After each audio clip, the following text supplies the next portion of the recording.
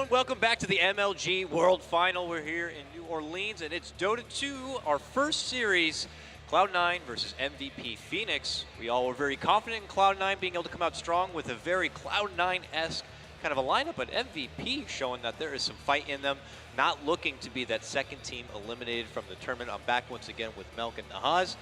Gentlemen, MVP, are they going to be able to pull this one out? Cloud9, Nahaz, you're boasting that it's a bit of a warm-up for them and they'll be able to pull it back. What does need to change? Or do you think Cloud9 still had something good and they just need to kind of shake that one off and just continue to play their own style? I think if you gave Cloud9 that same 5-hero lineup, I think they'd be fine with it.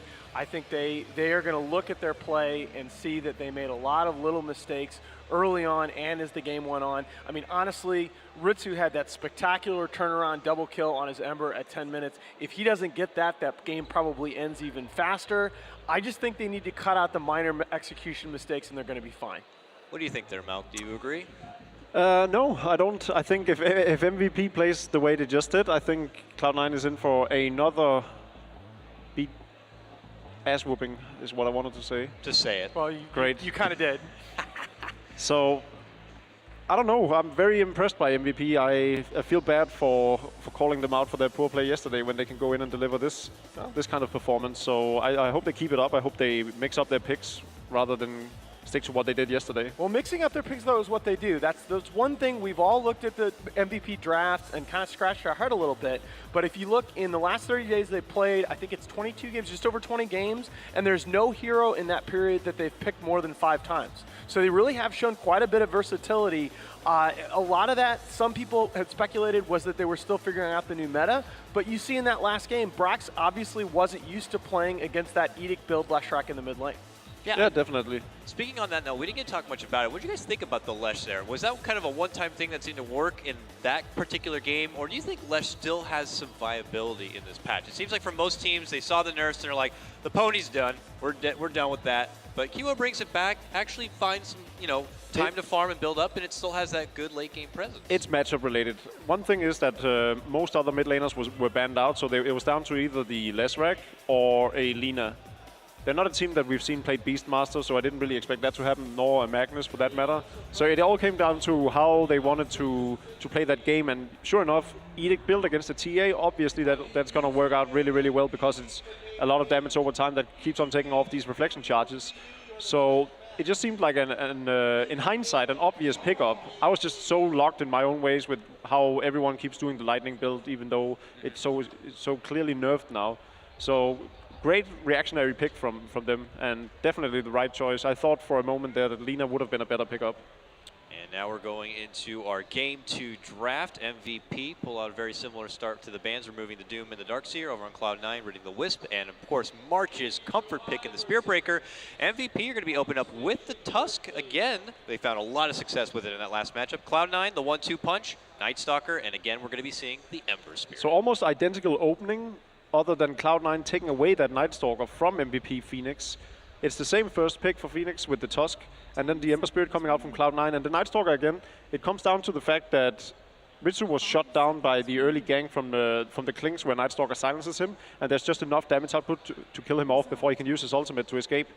So I think Cloud9 wants to run sort of the same kind of lineup and playstyle, and obviously MVP wanted to do the same thing too. Yeah. But that's what I really do feel like.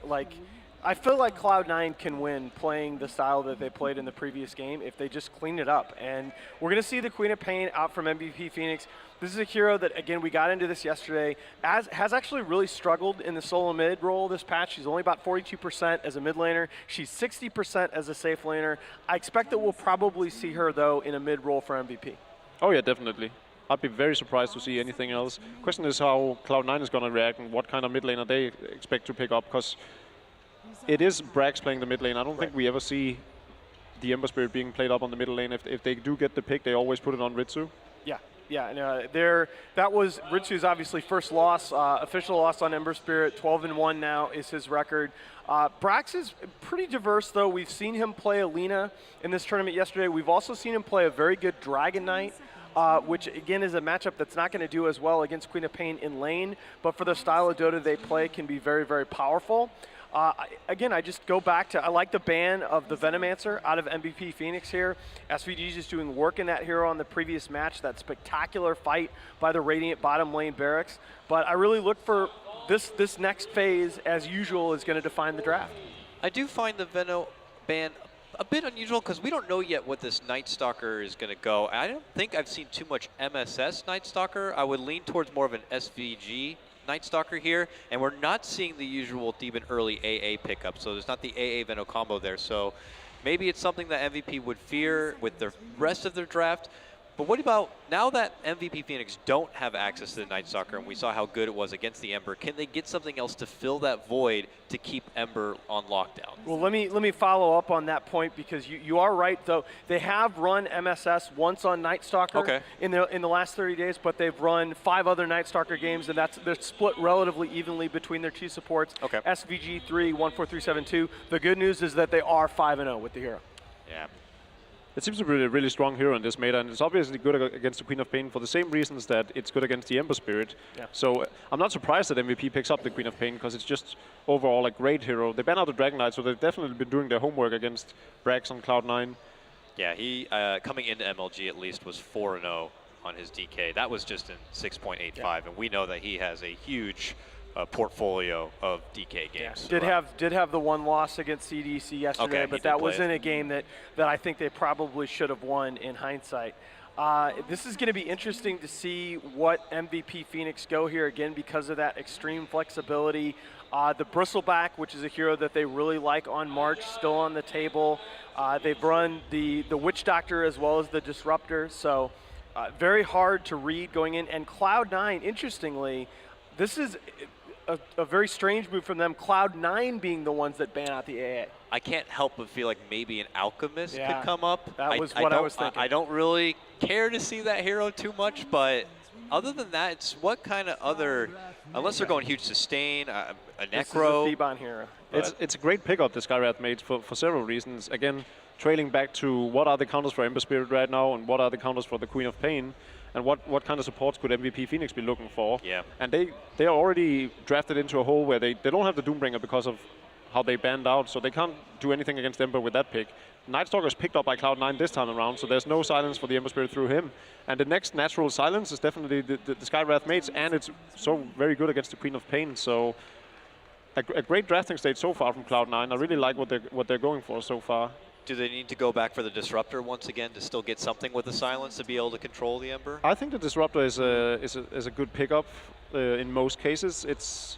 I'm not too big of a fan of it against the Night Stalker. Right. Another hero I like is Lion. It's a hero we haven't seen being picked this tournament at all, and there's so many good support heroes right now that Lion has fallen out of favor just because of how it's reliant on levels and sort of needs to get fairly close. It's not very effective without a Blink Dagger. Another support I don't think we've seen yet this tournament, Silencer, just a classic support that would be able to shut down the Ember. We saw a lot of it coming up and into MLG, but not much since then. Ugh. Is that a Viper? Okay. Viper coming out right now. You did not like that. Viper is one of those like kind of the heroes, you know, but is this the first Viper of MLG? It's the first Viper that MVP Phoenix has run, and I believe the first time that we've seen Viper in this tournament, and a little bit of a strange place for it, in my view. I'm not necessarily. I think they probably have a plan with their next 2 picks here, picking this Viper, but I'm not necessarily seeing the synergy straight off. Unless they're anticipating that Alchemist and can prepare their way to kite with it, I'm not. Yeah, I agree. Maybe it's something that they're going to be able to follow up with. That is the last hero that you want to see, having just picked a Viper. That's kind of. I was a little bit. You always have to keep the Brood in the back of your head when you're looking at these pro drafts. Yeah, and that's what I wonder, because to me, when the Brood's still on the table, and you open your second phase with a heavy single target oriented core, it's kind of asking for it. What about Phoenix being able to pick up something like an Axe? I mean, have they committed to their offlane already with a Tusk? Sand King. Sand King, yeah. I'm on board with the Sand King. I mean, you can bristle here too. You can. That's one of the assets that MVP Phoenix has, is they have a pretty diverse hero pool. I love the Bristle pick. They did ban out the Broodmother last time, however, so I don't think they regard Bristleback as a very strong hero against it by any means, and Honestly, I'm leaning more towards them forgetting that the Broodmother is in the pool rather than them having an actual game plan against it. Yeah. And again, this is another MVP staple. So they are 3-1 with Febby on that Ogre Magi. They feel very confident with this hero in the laning phase, but again, it's another single target hero. You can get the ignite splash damage onto the Spiderlings, but I think they're going to have a very, very hard time dealing with this Broodmother. Yeah, I'm just questioning the lane-up matchup right now. Exactly. You look at what combination of MVP Phoenix heroes is going to be able to deal with this Brood in lane. Well, now that MVP have already committed to a couple of their cores here, they got one spot to fill. I anticipate still the March hero. I did like the idea of the Bristleback here. I'm curious if it's something Cloud9 ban out, or maybe they could think that the Axe could be something of a response if they do bother to rid of any sort of common Broodmother counter. And I'm still curious why the ban was there for the AA. I feel like there's still some sort of mystery there as to why it was necessary. Well, I think they probably, I think, let's not get away from that because I think we were right. I think that they probably were leaning toward the Alchemist and they saw the Viper pick, which can really give Alk a hard time for any number of reasons, and just came right back with the Broodmother. Well, they're going to ban out Disruptor, so Yeah. anticipating that maybe that Tusk will be going to the off lane. And just want to make sure they don't have any sort of way to lock down this Ember as they were dealing with in that previous game. So, Well, they got all the lockdown they need right now. They got the multicast from Ogre Magi. That's all you need. Ding, ding, ding, ding. Just got to get that Ags. I'm a little bit more surprised that we don't see a targeted ban from C9 toward a Broodmother counter. But again, I think their lineup is solid enough.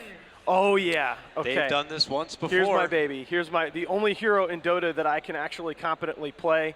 Brax has played Death Prophet a couple times during the NA qualifiers, looked absolutely dominant on this hero. And again, it's one of those cases where when you put the Broodmother and what she can do with the lanes, you put the Death Prophet and her mid-game pushing potential together, you just have almost unlimited space for the Ember Spirit, and as we mentioned earlier, Cloud9 just completely comfortable taking the game late. And I feel like Queen of Pain is forced into an early Black King bar to even have anything to say in this game. Yeah, oh my god. Really not the position you want to be in right now against the Skywrath mates, a Nightstalker, and a Death Prophet. Yeah, that's just really rough. And the Alchemist turnaround for MVP Phoenix, I don't know, guys. I don't know. Again, I'm a little bit reluctant because in the last game, I thought like C9 had their draft and they couldn't execute. But I feel like C9, they gotta feel really good coming into this game. They gotta think if we can execute, this is our game to win. Oh yeah, definitely. I agree with you. The strategy from Cloud9 here is so much better than MVP Phoenix's. But at the same time, I said that last game as well, and then the Koreans just ran over them. I'm sticking with my boys here. I think these guys are going to pull it out on the main stage. We're going to get to see a game 3. Yeah, it feels a bit more high tempo. It feels like they're going to look to push objectives and not allow this Alchemist to be too big of a problem. But there is plenty of Agnum candidates on their side. Talking about the lockdown with Ogre, he could get that, charity Agnums to help out with that. But from what we saw in last game, you really never know, gentlemen. I mean, I'm with you. I feel like the Cloud9 draft this time again feels a lot more solid, but really, who knows at that point? And it looks like we're going to be launching into our game right now. Will MVP Phoenix be able to move on and eliminate Cloud9, or will Cloud9 be able to bounce back and take it to a Game 3 stretch? We'll find out in just a moment. Let's go ahead and throw it over to our two awesome casters over here. It's going to be Capitalist and Blitz. Gentlemen, take it away. That's right, Caught Guy. We are here, Capitalist and Blitz, to answer all of your questions. Is MVP Phoenix going to take this 2-0? Blitz, tell me. I can't believe Be the Oracle. We're here to answer all your questions. Are you serious right now? They asked. You Man. answer, Blitz. Tell me, who's going to win? Honestly, I wish I was casting with Coddle Guy right now. It's like whenever he announces us, I just feel so good. We're two awesome casters. Thank you for flattering yourself. Hey, don't worry about it. Mr. Guardian Greaves, pipe. Man, honestly, guys out there that are listening, if Austin can become a tier 1 caster, truly you guys can do anything. Like, we're going to see a guy just like self-propel himself in the air and start flying. Anything's People possible. start levitating. Yeah, exactly. You know those Cats and children dogs. that think they can fly, like they jump off their house with the balloons? That's actually going to happen. Like set your sights high, guys. Look at this. You know, if there's a news story within the next 12 hours of somebody doing that, that's totally on you. Yeah, please don't do that. Anything is not possible. All right, so Cloud9, the analysts felt very positive about their chances of winning this game too. It seems like they felt like the draft was really in their favor. I kind of tend to agree with them. The only thing that would kind of stop it is the Alchemist. He's kind of like the X factor in all these games. All right, can I just point out that the Alchemist now has the same net worth as the Disruptor did at 20 minutes? Like, can we just think about that Pick for up a bounty rune. Like, really think about that, and just think about how absurd that is. Yeah, when he picks up the bounty rune, he goes up to 1,300 gold per minute. Like, it wasn't absurd I'm trying enough. to keep things professional, and you know, in the first cast we did, but just the absurdity of that. I don't think it's broken or anything. I just think it's so funny. Oh no, that was a great Ice Shards. 1437 is done for. What a beautiful play from Febby. I mean, he had some, like, excluding the really awkward snowball 4 heroes into the tier 4s and get 4-man, you know, ravaged by the Nyx Assassin and immediately just lose a team fight. Besides that, Febby played a really good Tusk, and we're seeing already how on point his Ice Shards can be. I mean, it's just a hero that he's really comfortable on. And this time around, we're seeing a completely different look from both teams as they're trying to give the Brood as advantage of a matchup as possible in this Brood versus Viper one, but I mean, the Viper's doing okay right now, as he should. Eventually, it'll get really hard for him. But that means this top lane has to do at least okay, and it looks like they're going to change things up a little bit and kind of just leave Ritsu hanging, but looks like there's going to be quite the lane swap. But MVP Phoenix, that's fine for them. They already just walked away with the kill. And C9 actually lane swapped for them. So everything's cool. Yeah, and they have really great rotating heroes. In fact, if QO wants to, at level 4 he can get Unstable Concoction. I could see the Tusk and maybe bring the Ogre Magi, or maybe they just leave him against the Broodmother. But I think there's a very likely chance that we're going to be seeing a successful gank from MVP Phoenix into that middle lane. Yeah, there's no reason not to, but Brax is going to pick up this regen rune, make life a little bit easier for him. At the same time, QO, he's going to start heading down to this bottom lane and unfortunately find that there is no bounty rune for him. Yeah, that's one of the big things. Top lane, Broodmother is going to be caught out and was forced away from his webs. Another kill for the tri-lane. And Tusk is, and that's the one thing. I really love Tusk against Broodmother.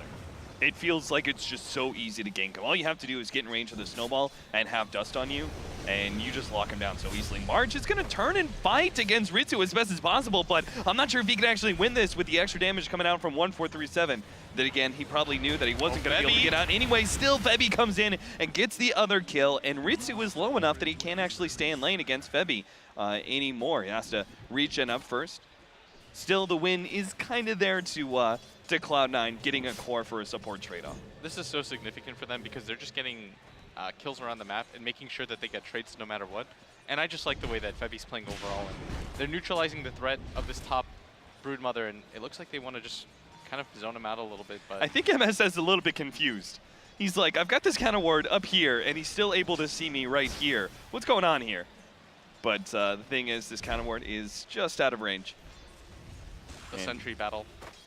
Putting a bit of pressure on MSS, so his 2 sentries go to pretty much complete waste. So even though the laning phase has gone pretty decently for MVP Phoenix, things are perfectly fine for C9 because what you're really looking for when you look at a lineup is what's the overall strategy? Like, what's the ideal, right? What is it based off? What abilities? And for C9, it's clear as day.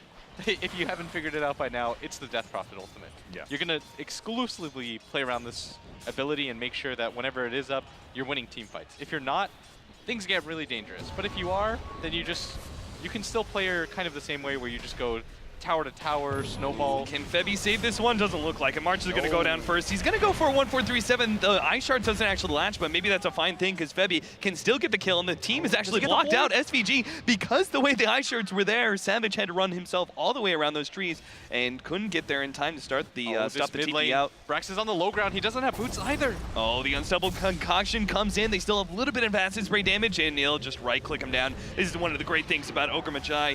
He can be a great rotational hero when it comes to diving towers because he can just tank up all the damage for you. That was such good timing. They know that there's probably a ward on the high ground mid, but it's probably not centered on the left side of the map. If anything, it's probably going to be one of, it was maybe a lane ward, and the other one is also going to be a lane ward. So just good play overall by them. 2 to 5. 5 minutes in. Very nice lead for MVP Phoenix. Don't usually take a look at the net worth this early, but they're already up almost 2K gold. That is significant, especially since the Queen of Pain is doing a lot better than the Ember, and Alchemist is just doing Alchemist things. This is a hero that, left unchecked, kind of just goes out of control, and he's already had a gank for him. He's doing okay in CS too. And very unlikely that he's going to be ganked up by the Night Stalker successfully now that he's level 6. I mean, early on when he's got low armor and he doesn't have that ultimate, he's actually an okay hero to gank, but yeah, they've actually surrounded. March is going to go down once again. Febby is going to look for that counter kill, but can't quite get the Ember Spirit. Knows he has to TP away from all this. The nuke damage. Oh, the chains! Oh, can't believe Ritsu got that off.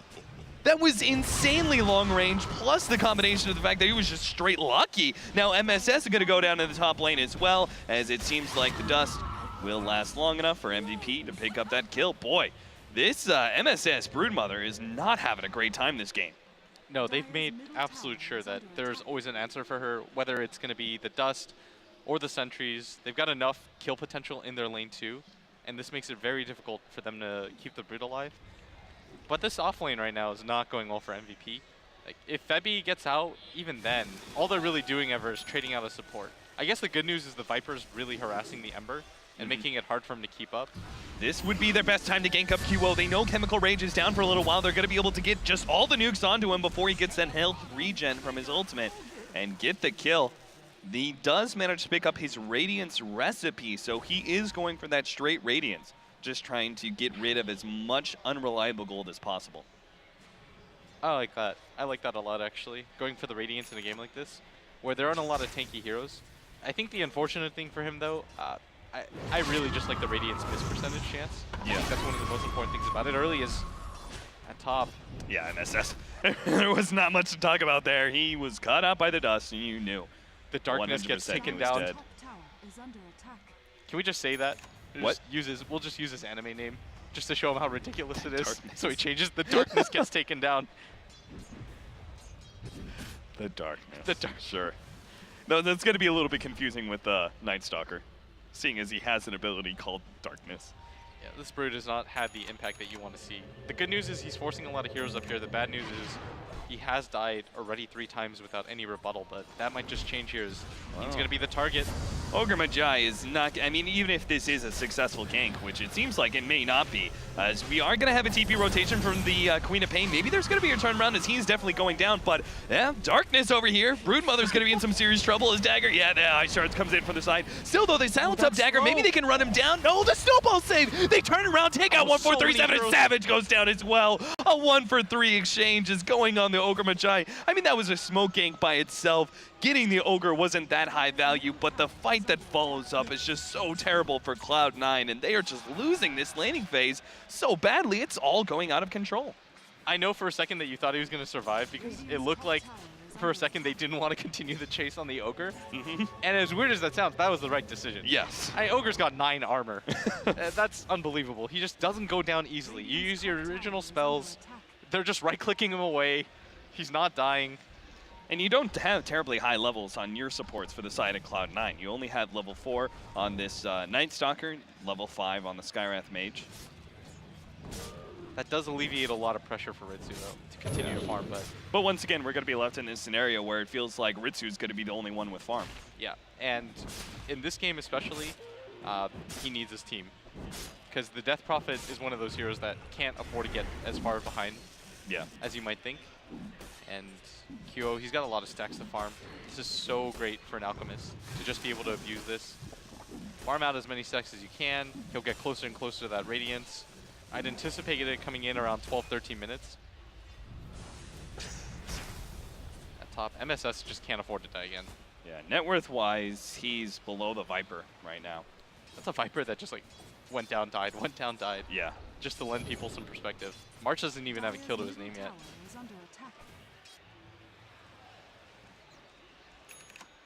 When it comes down to, like, if you're going to look at the trade-off, right, where the Viper and the Broodmother are the 2 heroes that died constantly, Do you think that there's more value in shutting out the Broodmother as March? Well, this may be a 4th time that he dies as he gets caught underneath his tier 1 tower, but he does turn around, and Ritsu doesn't actually have any mana. He's going to be hit by the Walrus Punch, slowed down enough that they should be able to get this kill.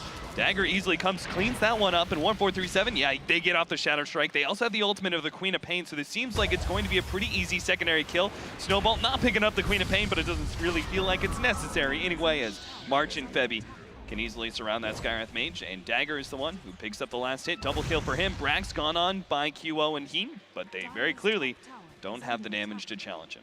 That 395 move speed, that's not even counting the phase boots. But still, MVP Phoenix, this is a team that we talked about when they played against Secret. They heavily rely on this tempo control playstyle. They want to be the ones setting the pace, going for the ganks, initiating things.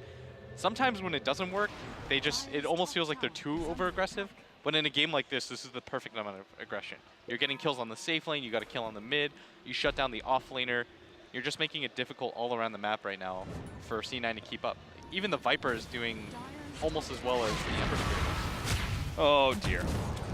Well, earlier we saw the darkness fall, and now so too the light shall fall. Ember Spirit dies to the Queen of Pain.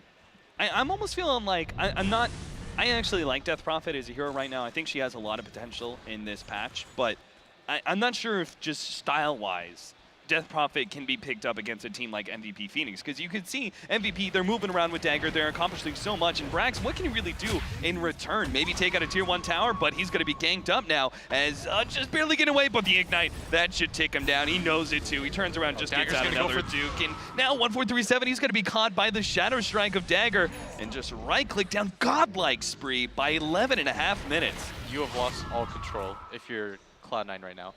The Radiance is about to be completed at 12 minutes into the game by QO. You can't really put a handle on this Queen of Pain. I think Milk talked about it, that there were going to be some counters for her, and there are. You've got the Skywrath Silence, you've got the Night Stalker Silence, but when you're behind, it doesn't feel like these heroes are effective because the Queen of Pain is jumping on you. You're largely using the Silence to get away from things. You're just not seeing the impact of these supports, and this next night is going to be huge. They actually have to accomplish so much from this. The problem's going to be they're fighting now into a Radiance. QL finishes up by 12 minutes as you predicted. That's around the standard timing, and especially with the stacks, him not being able to get ganked up, this is fairly standard. And as a support on the side of C9, things are going to get really miserable. And even for MSS, he's got to be really careful because you don't want to give up Broodlings, especially to an Alchemist. It's almost like he's just getting a full camp every single time he kills a few.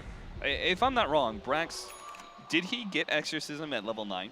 Did he go for the maxed out Witchcraft and I think so first? I think that's really common. Do you think that, yeah, that is a fairly common build. Do you think that was a mistake given the fact that how much Dagger was rotating out of lane? And, well, we're going to watch him probably kill the Ember Spirit. Flame Guard makes it a little bit tough, but he has the Orchid, and that's really the big thing that's going to allow him to kill the Ember Spirit here.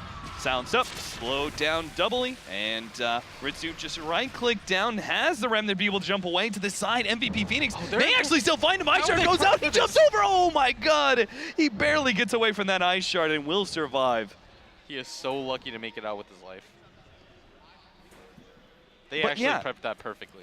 Going back to the Death Prophet, right? Like if the mid is rotating out, it's supposed to be with pushing heroes like DK and Death Prophet. They then take your tower in exchange for that. But when a Death Prophet goes for this build, you can't actually take the tower like you normally would be able to. I think the problem though is that people just respond, and your level 1 ghosts aren't that frightening. Yeah. He's only got at some point he didn't have the Vid booster, so he'd have the 800 HP and pop his ulti. MVP Phoenix would definitely fight that. So once you kill him, it's only a level 2 hero, or a level 8 hero that doesn't really have a lot of tanking. But he's going to go for the Rod of Atos. That's a really quick tier 2 that was taken. But now you've got a 2-minute cooldown on your ultimate. And this is opportunity for MVP to just kind of continue to get map control. Yeah, I think it says a lot about where Cloud9 are feeling in this game. The fact that they used Exorcism to push down a Broodmother lane. You know, normally if this game was perhaps a bit more even, you're looking at a 4-man squad from Cloud9 while the Broodmother is solo pushing out those lanes. You don't normally need the Death Prophet to join you, but... Yeah, I think MVP actually want to get aggressive around the map now. You've got a mech completed on the March, the Boots of Travel and the Radiance on this Alchemist. They just got so many items all at once. And you've got a gem completed on Febby too, so the map control is definitely going to go in their favor. And I really like this. When you go for the Orchid, just go for the BKB. Make things as safe as possible for yourself. There's no reason to have to throw away this godlike spree. That's the biggest thing right now for this Queen of Pain, is to make sure that she's continuing her momentum. Bottom lane is being pushed out by QL. All the meanwhile does have Boots of Travel, which will help dealing with the Broodmother pushes. And Cloud9 are actually kind of backing away from that middle lane. I think they realize that it's very likely that MVP are ganking them. So they spam out a little bit, trying to kill the wave, but this is going to be a tier 1 going down. MVP, this just means a smoke of there kind of fails, but they still get that middle tier 1 tower, which is a nice objective. Yeah, it's one of those smokes that I think we've talked about in the past with our cast is if it gets a kill, great. If it doesn't, you're still creating tempo and getting that mid tower for free. Yeah. It's one of two. And that's a fantastic trade for MVP, using a smoke to secure themselves a tower. And everybody from C9 are gathered up on the side of the map. Brax almost has his ultimate up, but even with that, could you fight? MSS, you got to be real careful with those spiderlings. He's actually just feeding them away to QO right now because they want to be able to fight, but Savage has been caught as the rest of MVP Phoenix were backing up QO, knowing that it was very likely that Cloud9 were going to go for the kill on that farming Alchemist. I think that was... Managed to punish them for it. That was a little bit of a throwaway death because I think either there you commit and fight hard, or you might as well just get out because you know that there are going to be multiple heroes there. All right, well, this is where maybe the Death Prophet becomes a bit more viable. We have the level 2 Exorcism. I think this is probably one of your biggest peaks as a Death Prophet. Obviously, the other one being when you are level 3 and you have... I'm not sure what the item build is going to be for Brax this game. I'm not sure if he builds Yule Scepter after the Rod of Atos or if he starts tanking up in other ways, just stats-wise. But whatever it is, like that's going to be the other peak of power, but they definitely have to take advantage of this level 2 Exorcism. Yeah, you want to try to fight around this ability, but how do you really? MVP have so many things going for them. I think the BKB is almost completed on the Queen of Pain as well. The problem's going to be that if they use the Exorcism, oh no. 1437, another great Ice Shards from Bevy, as they actually set up a beautiful Sonic Wave that finishes off the Skyreth Mage and hits a couple of heroes in the back. Now Keen is being chased away, but now QO on the front lines up against Brax, and they've already brought Brax so low, he just gets taken out by the Walrus Punch. They found MSS as well, and the Broodmother joining in the fights just adds an extra death to MVP as they rack one up. 6-19, go straight into the Roshan pit now, and it seems like MVP Phoenix are well on their way to winning this series in a clean 2-0. I think the bigger issue with Death Prophet as a hero is something you saw right there. You don't really want to pop the ultimate because then they just disengage, but if you don't and you pop it too late, then either A, you die, or B, the fight's already over by then. Yeah. And so you have to be playing aggressively with this hero. Yeah, It's pretty much mandated. And you don't really have a good hero to set up the initiation for the Death Prophet to follow up, right? You don't want to be going into these fights like trying to charge at the enemy. You pop the Exorcism and they just run away. That ultimate has too long of a cooldown for you to throw it away like that. So you kind of need a hard initiation, and this is kind of coming back to the Broodmother pickup then. That Cloud9 choosing to go for this in order to take advantage of MVP and some of the heroes that are going to be a bit lacking in stopping that Spiderling push. Well, it also means that they don't have any hard initiation for the Death Prophet to follow up on. Yeah, Kyo's got an unbelievable amount of net worth right now, despite the fact that his teammate is beyond godlike. He's still a full 3,000 gold ahead of him, and he shows no signs of stopping. This is really where an Alchemist shines. Who are we going to do the Turtle Beach chat with?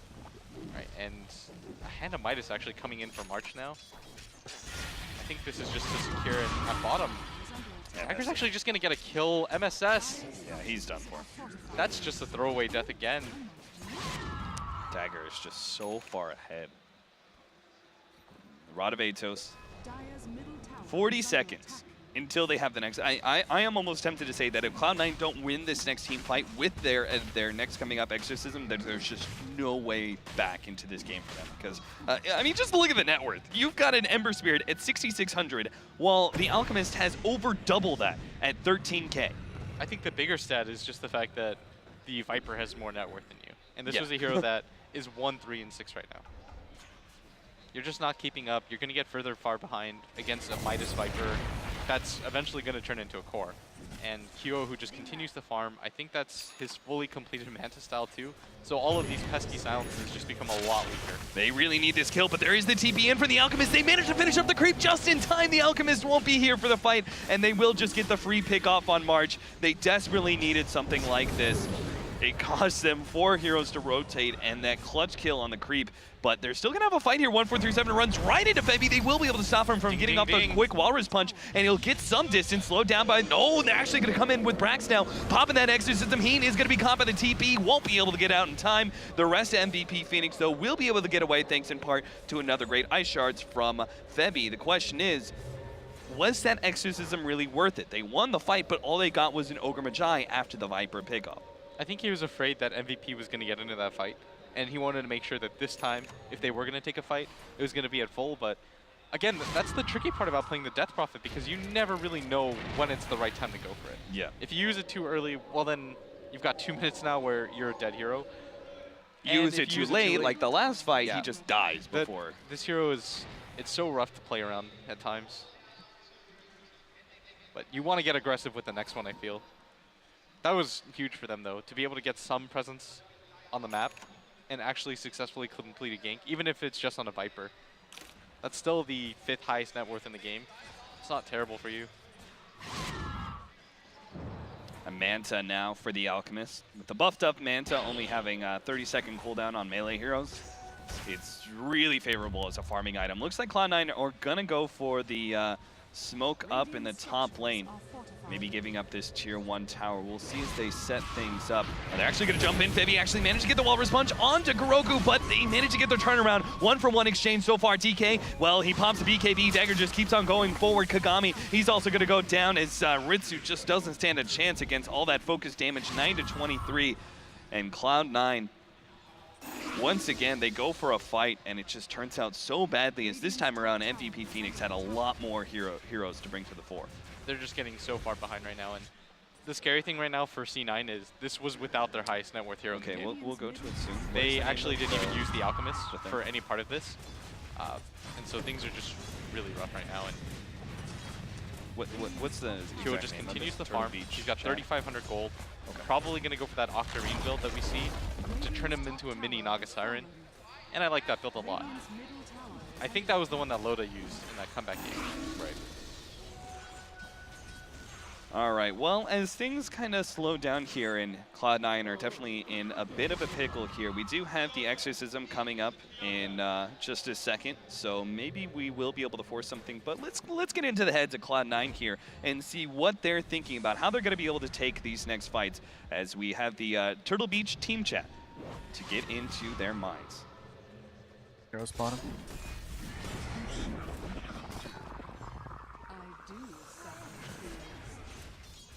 Playing Shiva, man. Radiant's bottom tower is under attack.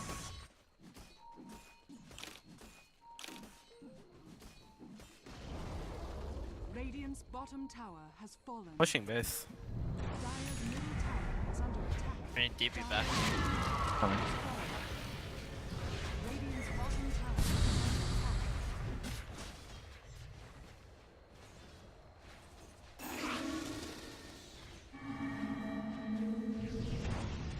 They just dead.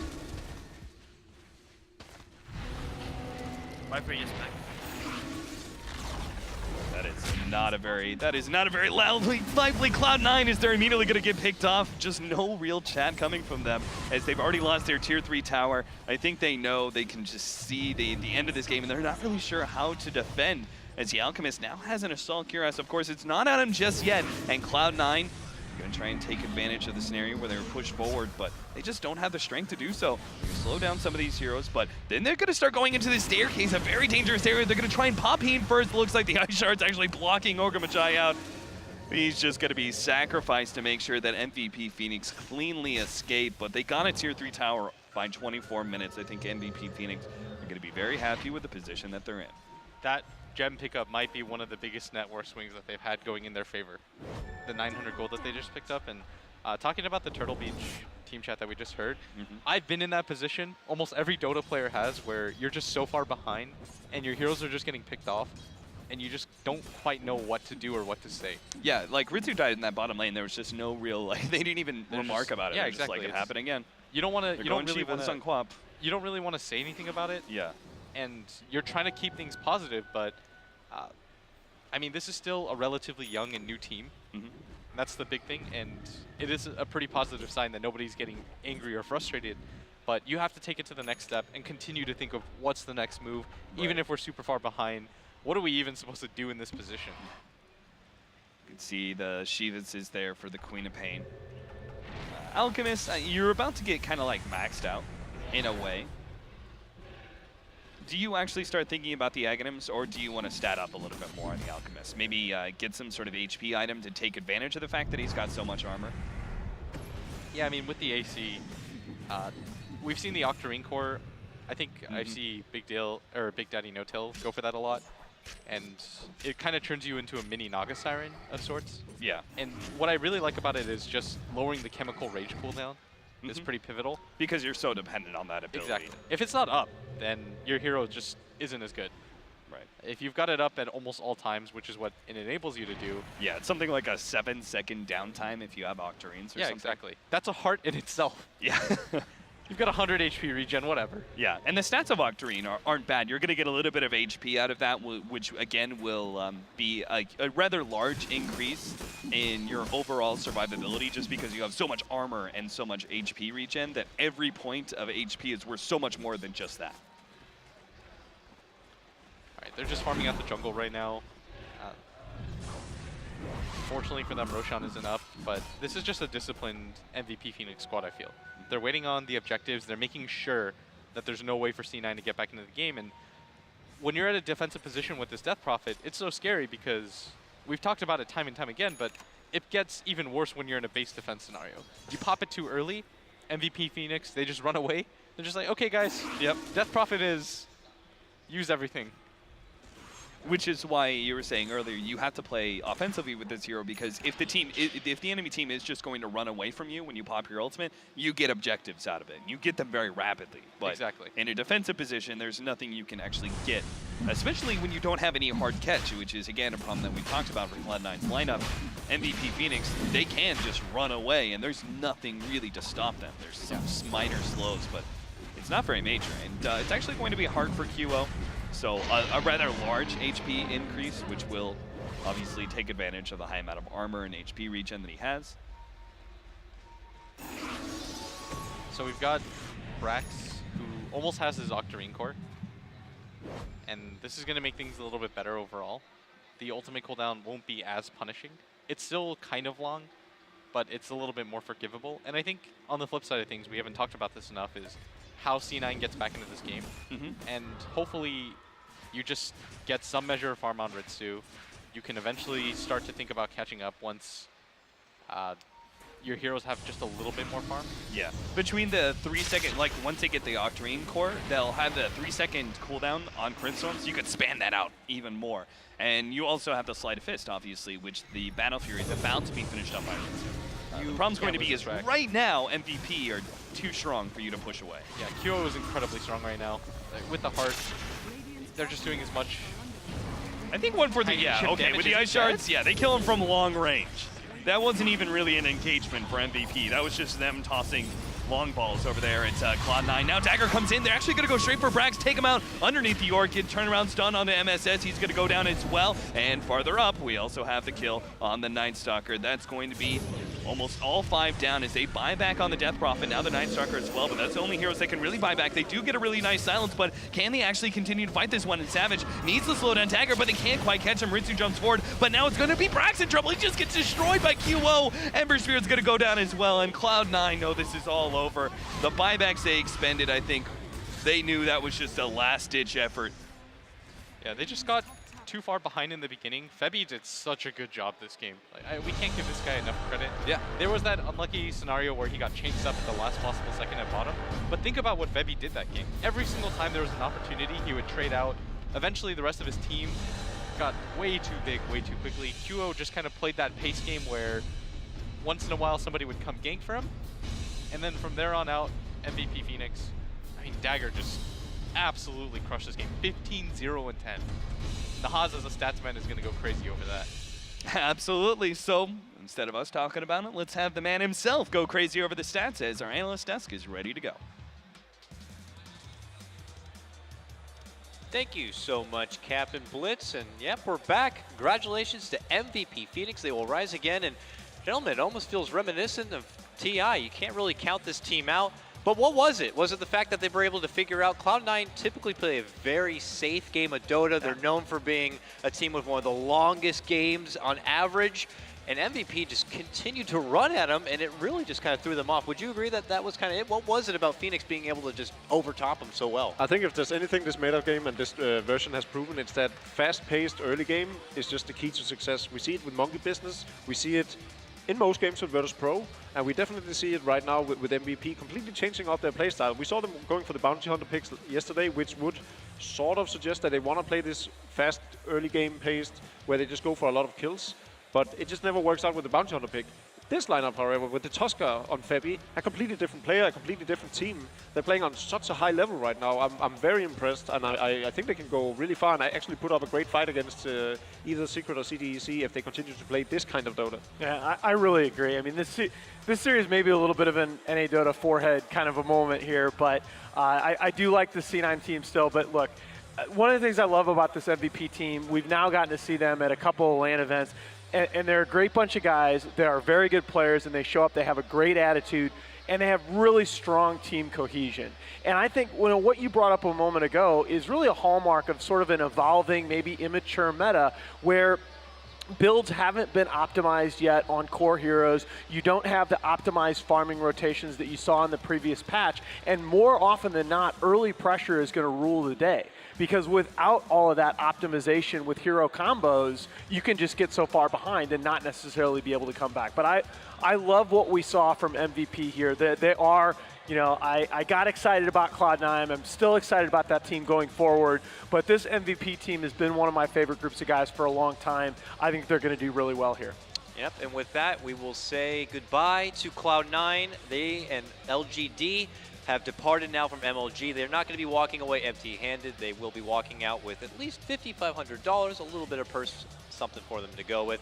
But right now, we're going to go ahead and send it right over to the stage where we have Zoe with March and his winner interview. Take it away.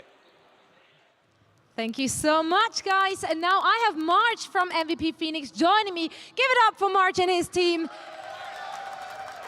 That was an amazing series to watch, so of course I want to talk a little bit about it. In the first game, going through the drafts, and the analyst desk was pretty sure that C9 would have probably won it. Like, looking at the draft with the Lashrick pickup, most of all, it was a bit unsure how that's going to play out. You did have a lot of gank with the draft you had, but what do you think made the Lashrick work so well, or in general, what made that team composition work so well in that game? Generally, our team has strong face in Q, and then I felt that it was kind of shaky that where Lashrak wouldn't be able to play well because they had a lot of magic damage and nicks and the physical damage combined, so it was hard to protect them. But we had faith in them, and then Lashrak is one of his most comfortable hero. He still thinks he's strong even in this patch, so he especially likes it against TA. Yeah.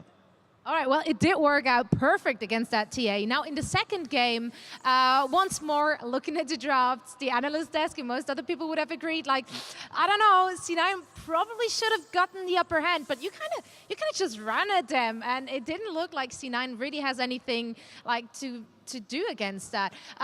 Did you feel as confident in the second game as well as you did in the first game?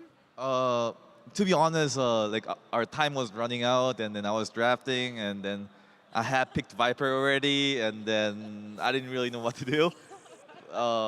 We were kind of confused, but I think that's where our team strength comes in, where we're naturally, when we like win a game, and then when we're winning, the atmosphere and like where we want to go kill everyone and stuff like that. It's like, I think one of our team's strengths. I think that's why we were able to win with Viper pick. Well, it really showed. Now, looking at your team in general, like the second day of the tournament, yesterday, it was still a bit shaky, like you lost some games there and you went into the losers match today. But it really feels like you're a completely different team. Like, what happened? What did you take away from the games yesterday that you like managed to perform so well today? Well, we looked at the draft, and then well, even though I'm a drafter, my drafts yesterdays were way too terrible. We had no pickups, and then watching some other games and comparing our drafts, I couldn't see a way to win with our draft. So my teammates flamed me for about like 4 and 5 hours straight, and then so I tried to change my draft, and then after a lot of talks, I think it got better. All right, the flames worked. Wonderful. Now, of course, congratulations once more. We can't wait to watch you and your team playing again here on stage. And yeah, that was an amazing first series of the day, and the next one is starting anytime soon. So don't go anywhere. We're going to head into a quick commercial break, and then we should be right back.